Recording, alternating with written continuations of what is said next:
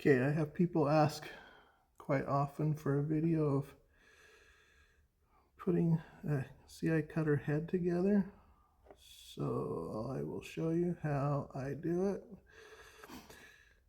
This is red Loctite. It's a clear version of red Loctite, but that is what it is.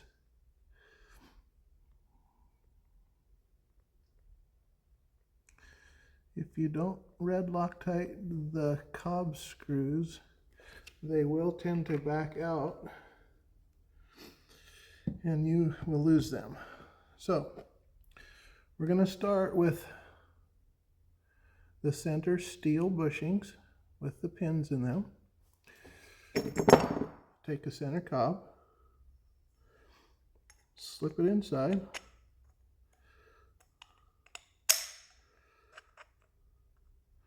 set a screw in, and then slide your axle in.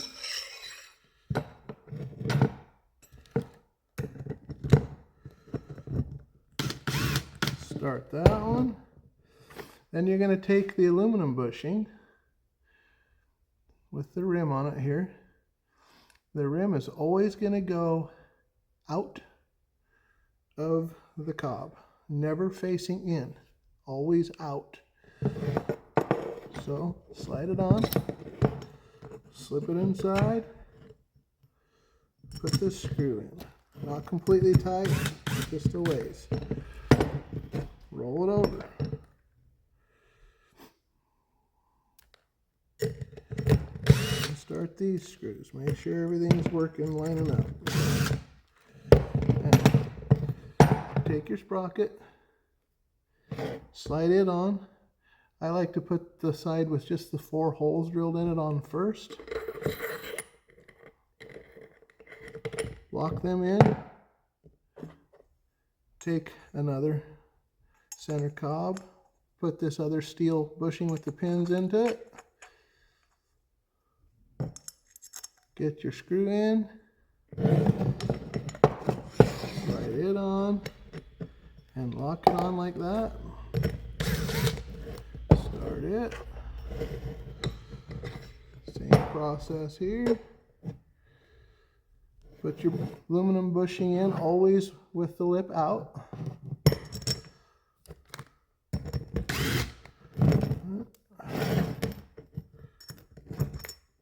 Oops. This one you can go ahead and tighten in.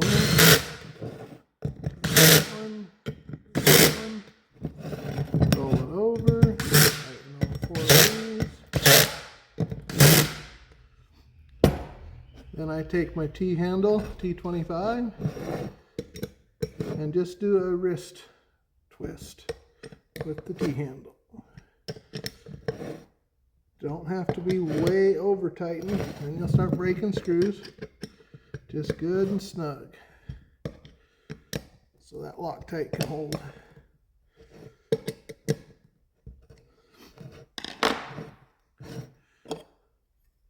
Now this, I know I'm building a new head, so this is a little different than if you were just replacing cobs, but generally if you're replacing cobs, you would remove the bearing arm right here. You would take these 2 screws out.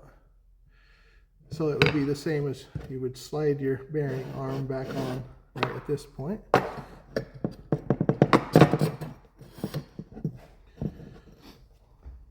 Now once again, you're going to slide the aluminum bushing on. At this point I slide it in or on the axle shaft like this, so that lip is facing out of this cob against the bearing.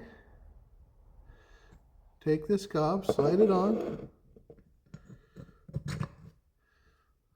put this screw in, and you can take this bushing, the same thing, lip out,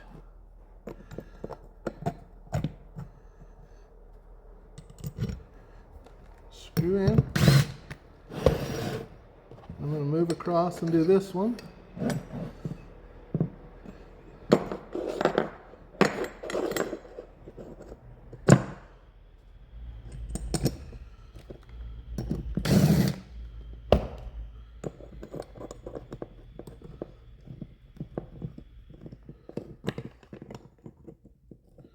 This one's a little bit snug. Gotta line it up just right. I tapped it with my hand. I did not hit it with a hammer. Never hit it with a hammer, especially not a metal hammer.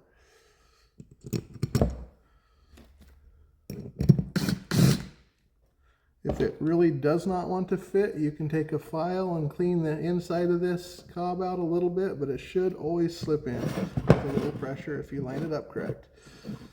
Okay, now we got these to put in. Those can be ran in all the way.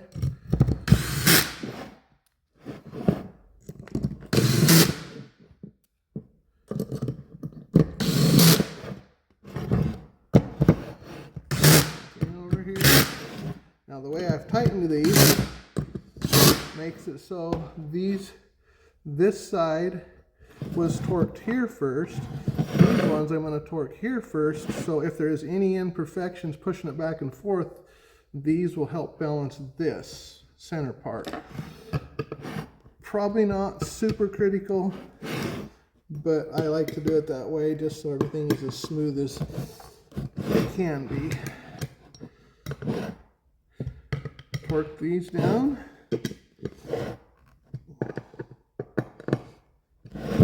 And they are on. It's that simple.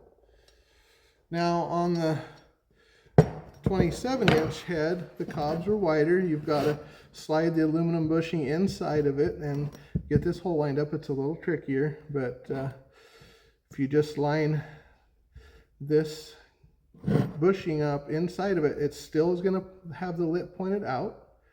You can slide it in and usually reach in and get it popped into there and line it up and get a screw into it and hold it in place like I did with these steel bushings in the middle, and then slide it on. I think that's about everything there is to changing these out. The aluminum bushings are made to not fit in backwards. If you put the lip in this way, this hole will not line up.